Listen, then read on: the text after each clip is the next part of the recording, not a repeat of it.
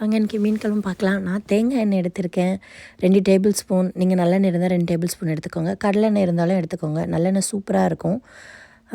அதுக்கப்புறம் பொடி எப்பயும் போல் மல்லித்தூள், மஞ்சள் தூள், சீரகத்தூள் 1 டீஸ்பூன், மல்லித்தூள் 2 டேபிள் ஸ்பூன், மஞ்சத்தூளும் ஒரே 1 டீஸ்பூன், புளி எலுமிச்சம்பழம் கரைச்சி வச்சுருக்கேன். அதுக்கப்புறம் திக்கு தேங்காய் பால். இது ஆப்ஷனல் தான், இருந்தால் ரொம்ப நல்லா இருக்கும். அடுத்தது ஃபிஷ் கறி மசாலா ஒரே 1 டீஸ்பூன். உங்களுக்கு பிடிக்கலன்னா பிரச்சனை இல்லை, நம்ம போட தேவையில்லை. மிளகாத்தூளும் ஆப்ஷனல் தான், நம்ம பச்சை மிளகா போடுறதுனால எங்களுக்கு ரொம்ப காரம் பிடிக்காது. அதனால் அடுத்து தாளிக்கிறதுக்கு நம்ம எண்ணெய் ஊற்றுனதுக்கப்புறம் 4 பச்சை மிளகா கீறி வச்சுருக்கேன். வெந்தயம் ஒரு 10லேருந்து ஒரு 20 நம்பர், சீரகம் 1 டீஸ்பூன், மிளகு ஒரு 10, கருவேப்பிலை ஃப்ரெஷ் இருந்தால் எடுத்துக்கோங்க. நல்லா பழுத்த தக்காளி 2, நல்லா பொடியாக வெட்டின பெரிய வெங்காயம், பூண்டு ஒரு 10 பல் 2ஆக வெட்டி வச்சுருக்கேன். சின்ன வெங்காயம் கிடச்சா சூப்பராக இருக்கும் தாளிக்கிறதுக்கு. எண்ணெய் சூடான உடனே எப்பயும் போல் தாளிக்கிறது போட்டுட்டு பூண்டு போட்டுட்டு நல்லா வதக்குங்க.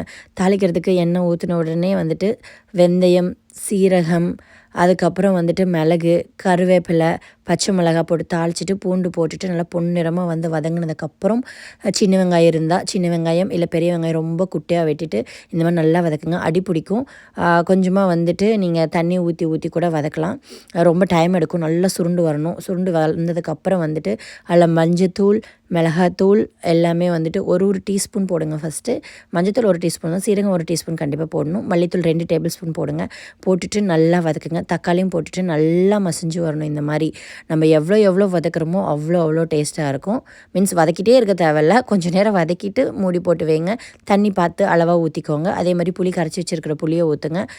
நல்லா ஊற்றிட்டதுக்கப்புறம் ஒரு திக்கு கிரேவி மாதிரி நமக்கு தெரியும். இது புளிக்குழம்புக்கு கூட நம்ம இந்த மாதிரி தான் பண்ணுவோம். திக்கு கிரேவி நல்லா கொதிக்கணும். இந்த பச்சை வாசனை, மல்லித்தூளோட பச்சை வாசனை, சீரகத்தூளோட பச்சை வாசனை, புளியோட பச்சை வாசனை எல்லாம் போனதுக்கு அப்புறம் உங்களுக்கே தெரியும் அந்த கன்சிஸ்டன்சி. நடுவில் நல்லா கொதிச்சு வரும். சுற்றியும் இந்த மாதிரி எண்ணெய் பிரிஞ்சு இருக்கும். இந்த ஸ்டேஜ் தான் நமக்கு ஓகே. இதுக்கப்புறம் ஒரு நிமிஷத்துலேருந்து 2 நிமிஷம் நல்லா கொதிக்க விடுங்க. மூடியை திறந்து விட்டுட்டு. அப்போ தான் அந்த பச்சை வாசனை எல்லாம் போயிட்டு நமக்கு ஒரு அரோமா நல்லா கிடைக்கும் இந்த சமயத்துலேயே. இப்போ வேணால் ஃபிஷ் கறி மசாலா போட்டுக்கலாம். இப்போ என்ன பண்ணணும் அப்படின்னா, நம்ம தேங்காய் பால் கரைச்சி வச்சுருக்கோம் இல்லையா, இது ஆப்ஷனல் தான். ஆனால் கரைச்சி வச்சுருந்தீங்க அப்படின்னா உங்களுக்கு நல்லா ஒரு சட்டிலான ஒரு டேஸ்ட்டு கொடுக்குன்னு வச்சுக்கோங்களேன் தேங்காய் பால். அதனால் நான் ப்ரிஃபர் பண்ணுவேன். ஒரு நல்ல திக்கு தேங்காய் பால் ஒரு 1/2 கப்பு ஊற்றிட்டு நல்லா மிக்ஸ் பண்ணி விட்டுட்டு மூடி போட்டுட்டு பழையபடி மறுபடியும் ஒரு 3 to 5 மினிட்ஸ் இது வேகணும். ஒரு மீடியம் ஹை ஃப்ளேமில் விட்டிங்கன்னா போதும். இந்த மாதிரி நல்லா கொதிச்சு வரும். அதுக்கப்புறம் மூடியை போட்டு விட்டிங்க அப்படின்னாலும் ஒரு 2 நிமிஷம் வெயிட் பண்ணுங்கள்.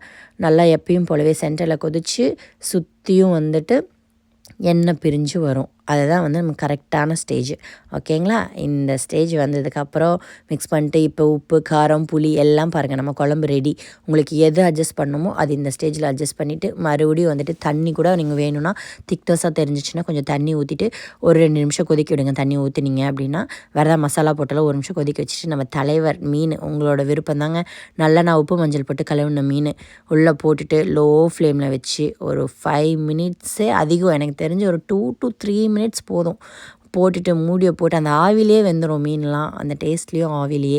அவ்வளோதாங்க. மூடி போட்டு வச்சுட்டு இப்போ மூடியை திறந்து பார்த்தீங்கன்னா அந்த மீன் நல்லா கொதிச்சிருக்கும். நீங்கள் ஃபோர்க்கில் எடுத்து பாருங்கள், ஸ்பூனில் எடுத்து பாருங்கள். பார்த்து முடிச்சதுக்கப்புறம் கொத்தமல்லி தழையை தூவிட்டு ஒரு மணி நேரம் சாப்பிட்றதுக்கு முன்னாடி செஞ்சிங்கன்னா கூட கொஞ்சம் ஓரளவுக்கு டேஸ்ட் இருக்கும். இன்னும் நாளைக்கு வச்சு மீன்ஸ் அப்படியே சொல்லுவாங்க, நைட்டு செஞ்சு காலையில். யூஸ்வலாக உண்மையாலுமே மீன் அதில் ஊறி மீனோட டேஸ்ட்டும் புளியோட டேஸ்ட்டும் அதில் இறங்கி சூப்பராக இருக்குங்க. ட்ரை பண்ணுங்கள். ட்ரை பண்ணிவிட்டு சொல்லுங்கள். மீன் குழம்புக்கு யூஸ்வலாக நான் காய்கறி போடுவேன் சில டைமு. நீங்கள் காய்கறி போடணுன்னா வெங்காயம் தக்காளியெல்லாம் தனியாக வதக்கினதுக்கப்புறம் நான் முருங்கைக்காய், கத்திரிக்காய், மாங்காய் போடுவேன். சூப்பராக இருக்கும். ட்ரை பண்ணி பாருங்கள். அது கூட என்ஜாய்.